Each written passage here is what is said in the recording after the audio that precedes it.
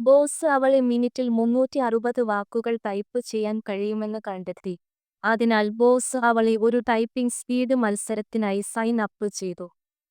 മത്സരാർത്ഥികൾ മിനിറ്റിൽ കുറഞ്ഞത് 360 വാക്കുകൾ പിശകുകളില്ലാതെ ടൈപ്പ് ചെയ്യണമായിരുന്നു.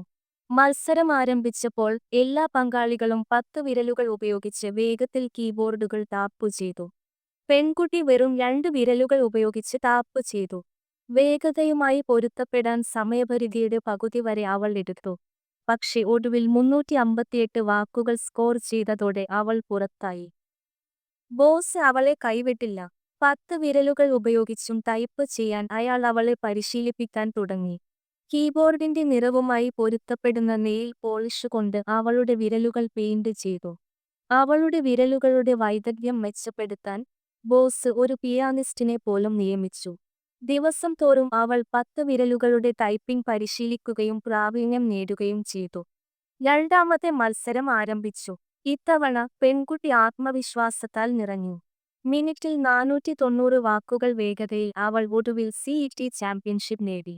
അടുത്തതായി അവൾ ദേശീയ തലത്തിൽ മത്സരിക്കും. അവളുടെ എതിരാളികൾ വിവിധ നഗരങ്ങളിൽ നിന്നും ജില്ലകളിൽ നിന്നുമുള്ള ചാമ്പ്യന്മാരായിരുന്നു. വിസിൽ മുഴങ്ങി. മത്സരാർത്ഥികൾ ഉടൻ തന്നെ ശ്രദ്ധ കേന്ദ്രീകരിച്ച ഒരു താളത്തിലേക്ക് വീണു. എല്ലാവരും ശ്വാസം അടക്കിപ്പിടിച്ചു. ടൈപ്പ്റൈറ്ററുകളുടെ ശബ്ദങ്ങൾ മാത്രമായിരുന്നു മുറിയിലെ ഏക ശബ്ദം. ഒടുവിൽ പെൺകുട്ടിയും മുൻ ചാമ്പ്യനും ഫൈനലിലേക്ക് മുന്നേറി. ഫൈനൽ ആരംഭിച്ചു. 2 മത്സരാർത്ഥികളും കീബോർഡുകൾ ശക്തമായി അടിച്ചു. അവർ ശക്തമായി പോരാടി. 1 ഇഞ്ച് പോലും വഴങ്ങിയില്ല.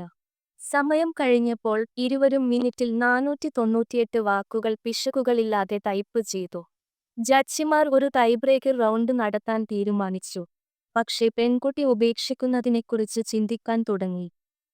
പരിശീലനത്തിനിടെ മുൻ ചാമ്പ്യന്റെ റെക്കോർഡ് അവൾ ഇതിനകം തകർത്തുവെന്ന് ബോസ് അവളോട് പറഞ്ഞു.